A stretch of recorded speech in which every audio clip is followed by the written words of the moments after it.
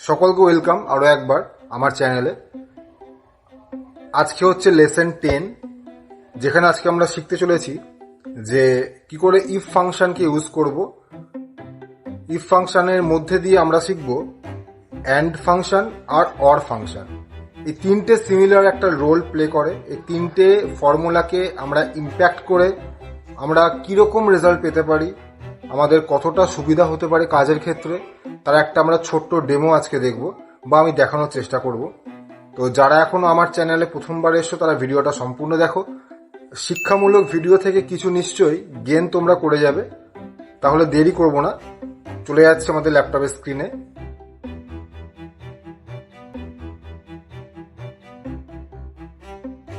তো আমার এখানে একটা টেবিল রয়েছে, সেটা হচ্ছে কমিশন টেবিল।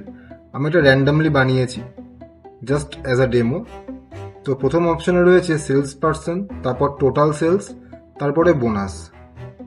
তো এখানে কিছু সেলস পার্সনের নাম আমি অলরেডি লিখে নিয়েছি, আর তার সঙ্গে নিয়েছি টোটাল সেলস, তার এতটা হচ্ছে অ্যামাউন্ট, এখানে আমি সামের ফাংশন ইউজ করেছি, আর তারপর হচ্ছে বোনাস। এবারে ক্রাইটেরিয়াটা কি জিনিসটা বুঝতে হবে।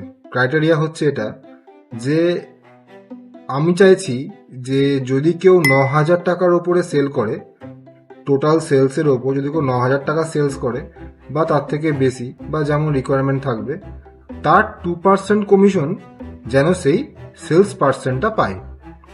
মানে এ 8,500 টাকা সেলস করেছে, আর আমি যদি এখানে 9,000 টাকার ওপরে 2% দিই, তাহলে ও সেলস থেকে বোনাসটা পাবে না।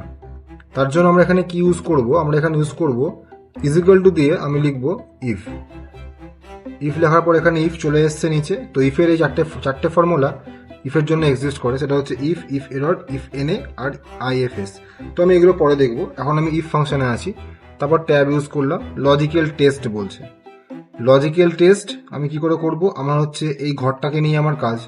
তো আমি প্রথমে এই ঘরটা সিলেক্ট করব, তারপর আমি কিবোর্ড থেকে গেটার দেন দিয়ে ইজিক্যাল টু দিয়ে লিখব ক টাকার উপরে আমি বোনাস দেব। আমি 9,000 টাকা সেলের ওপরে বোনাস দেব, এটা আমি করলাম। তার মানে B3-তে যে ঘরটা নিয়েছি আমি 8,500, যদি এটা 9,000 টাকা হয় তাহলে কি হবে, তাহলে এই ব্যক্তিটি বোনাস পাবে।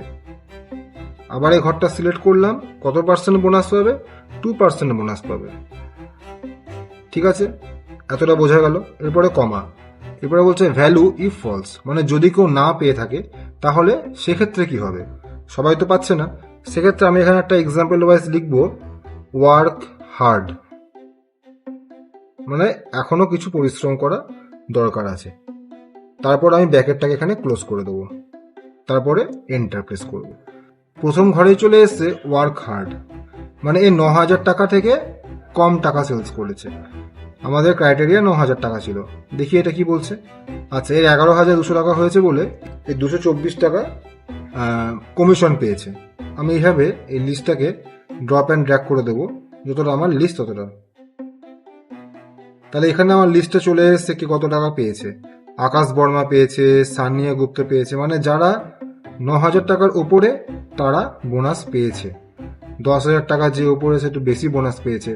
এবার এই যেমন লেখা আছে হার্ড ওয়ার্ক, আমি যদি এটাকে এবারে আমি 9,340 টাকা করে দিই, তাহলে ওর বোনাসটা এখানে চলে এলো 186 টাকা 80 পয়সা বোনাস পাচ্ছে। রাইট, তো এইভাবে আমরা কাজটাকে করতে পারি। এখন আমার কাছে 18টা 19টা নাম আছে, এটা অনেকটা বেশিও হতে পারে। তো এখান থেকে আমরা এটা বুঝতে পারলাম যে আমার বোনাস দিতে হলো 2,928 টাকা 80 পয়সা। আমাকে টোটাল বোনাস দিতে হয়েছে কত টাকা সেলের ওপরে, 1,87,940 রুপিস। তাহলে এটা গেল একটা প্রথম আমাদের চ্যাপ্টার। এরপর যদি বলে যে এই ডেটাটা ইজ নট এনাফ, একটুখানি কমপ্লিকেটেড ডাটা আমার হাতে চলে এসছে, সেটাকে আমি কি করে বার করব, ক্যালকুলেশন করব। তো আমি চলে আসছি তার জন্য পরের টেবিলে, সেখানে আমি একটা ডেটা নিয়েছি, সেখানে টোটাল সেলস অবধি আমার ঘর করা আছে। মানে এই ব্যক্তিটা, এবারে কি হচ্ছে ব্যাপারটা হচ্ছে যে এইখানে আমাদের ছিল টোটাল সেলের ওপরে কমিশন, এরপরে চলে এসছে এখানে সেই সেম ব্যক্তি এই প্রোডাক্টগুলো বিক্রি করেছে, তার উপর যে সেলস এসছে তার উপরে কমিশন। মানে মাইক্রো ওভেন বিক্রি করেছে, এয়ার কন্ডিশনার বিক্রি করেছে, ইলেকট্রিক ওভেন বিক্রি করেছে, এই তিনটেকে বিক্রি করে তার এসছে 30,550 টাকার একটা সেল করেছে। ঠিক আছে, এরপরে তার কত বোনাস আসবে? এখানে বোনাসটা কোম্পানি দুভাগে ভাগ করেছে, যেমন প্রত্যেকটা প্রোডাক্টের উপরে বোনাস দেবো আর টোটাল সেলের উপরে বোনাস দেবো। তো যদি আমি বলি টোটাল সেলের উপরে বোনাস দেবে, তাহলে কি অঙ্ক করব? টোটাল যদি সেলের উপরে বোনাস দেয় তাহলে আমাকে ইজিক্যাল টু ইফ ফাংশন দিতে হবে। ট্যাব প্রেস করলাম। এরপরে হচ্ছে আমি ইউজ করব অ্যান্ড। হোয়াই আমি অ্যান্ড ইউজ করব? কারণ হচ্ছে এই তিনটে ঘরের মধ্যে যদি তিনটে ঘরই 9,300 টাকার উপরে যায় তবেই সে বোনাস পাবে, আর যদি তিনটে ঘর 9,300 থাকে নিচে তাহলে সে বোনাস পাবে না। ঠিক আছে, এটা মানে হচ্ছে সেটা। তো লজিক্যাল টেস্ট কি দেবো? তো এখানে আমি ইউজ করছি এবারে and function. And function use করলাম। অ্যান্ড ফাংশন ইউজ করার পর কি হচ্ছে, আমার কাছে লজিক্যাল টেস্ট একটা ঘর খুলে যাচ্ছে, যেমন লজিক্যাল টেস্ট 1, টেস্ট 2, আমি এই করে অনেকটা করতে পারি। এটা একটা সিরিজ খুললো। তো লজিক্যাল 1 আমি দেবো এই ঘরটা, মাইক্রোফোনের ঘরটা নিয়ে গেটার দেন দিয়ে ইজুকাল টু দিয়ে করে দেবো 9,300 টাকা ওকে পেতে হবে, মানে যদিও সেল করেছে। তারপর এয়ার কন্ডিশনও গেটার দেন ইজুকাল টু দিয়ে 9,300। তারপরে আছে আমাদের ইলেকট্রিক ওভেন, এই ঘরটাকেও সিলেক্ট করে গেটার দেন ইজুকাল টু দিয়ে 9,300। এইটুকুনি অবধি আমরা করলাম যে তিনটে ঘরে 9,300 টাকা হতে হবে, তবে গিয়ে ব্যক্তিটা বোনাস পাবে। এটুকু হওয়ার পরে আমি ব্র্যাকেটটাকে ক্লোজ করে দিলাম, কমা দিলাম। এবারে চাইছে ভ্যালু ইফ ট্রু। সেম আমরা যেমন ইফ ফাংশন ইউজ করলাম, ভ্যালু ইফ ট্রুতে কি হবে? টোটাল সেলটা আছে আমাদের E3-তে, তো E3 ইন্টু 2%। ঠিক, আর যদি ফলস হয় তাহলে আমি সেম জিনিস ইউজ করবো, সেটা হচ্ছে ওয়ার্ক হার্ড। ঠিক আছে, নিয়ে ব্র্যাকেটটা ক্লোজ করে দেবো, তারপরে এন্টার। তো এখানে কি এসছে? ওয়ার্ক হার্ড চলে এসছে। এ কিন্তু 8,500 টাকা সেল করেছিল, বাট 9,300 টাকা বেশি করতে পারেনি। 12,000 টাকা সেল করেছিল, তাও পাইনি বোনাস, আর 9,700 টাকা সেল করেও বোনাস পায়নি। তো যখনই এই ঘরটাতে 9,300 টাকার উপরে চলে যাবে তখনই কিন্তু বোনাসটা কাউন্টিং হয়ে যাবে। তো ব্যাড লাক, আনএন্যাসেন্ট পাইনি। আমরা দেখছি পরের ঘরটা কি বলছে। পরের ঘরটা বলছে ওয়ার্ক হার্ড, বিকজ এখানে এয়ার কন্ডিশনে সে মার খেয়ে গেছে। আবার একটু নিচে যাচ্ছি, এখানেও ওয়ার্ক হার্ড। তো এইভাবে আমি যখন ঘরটাকে পুরো ড্রপ অ্যান্ড ড্র্যাগ করে দেবো একদম আমার যতটা প্রয়োজন, তখন এখানে চলে এসে কে কত বোনাস পেয়েছে। যেমন সমীর খান, ও বোনাস পেয়েছে, সবকটা কিন্তু সেলে 9,300 টাকার বেশি আছে, তাই ও বোনাসটা পেয়েছে। বিক্রম সাক্সেনা পেয়েছে। ওয়ার্ক হার্ড লেখা এসছে যেমন এনার, তো এর যদি আমি এই অ্যামাউন্টটাকে আবার চেঞ্জ করে দিই, করলাম 9,500 টাকা, তাহলে কিন্তু এর এখানে কমিশনটা 618 টাকা অ্যাড হয়ে গেল। ঠিক আছে, তাহলে এইভাবে হচ্ছে আমাদের অ্যান্ড এর ফাংশন।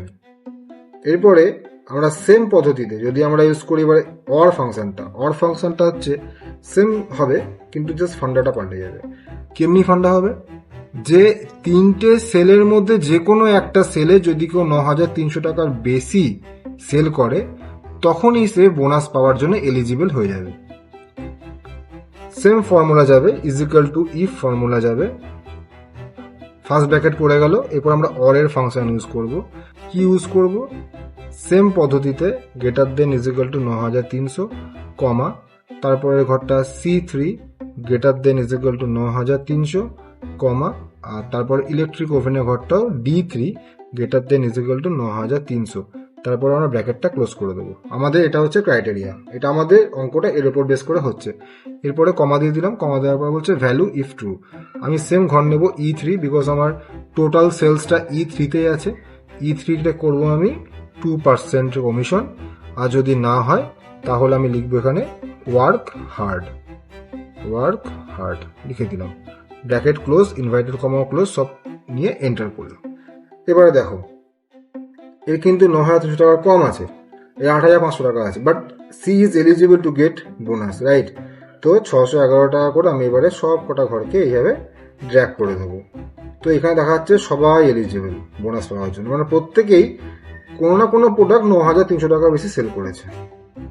আর আমি যদি কোনো একটা ঘরকে দেখাচ্ছি, ফর এক্সাম্পল আমি দেখাচ্ছি আকাশ বর্ণাকে, এর আমি সব সেলগুলো করে দিচ্ছি 5,000 টাকা, 5,000 টাকা সেল করে দিচ্ছি।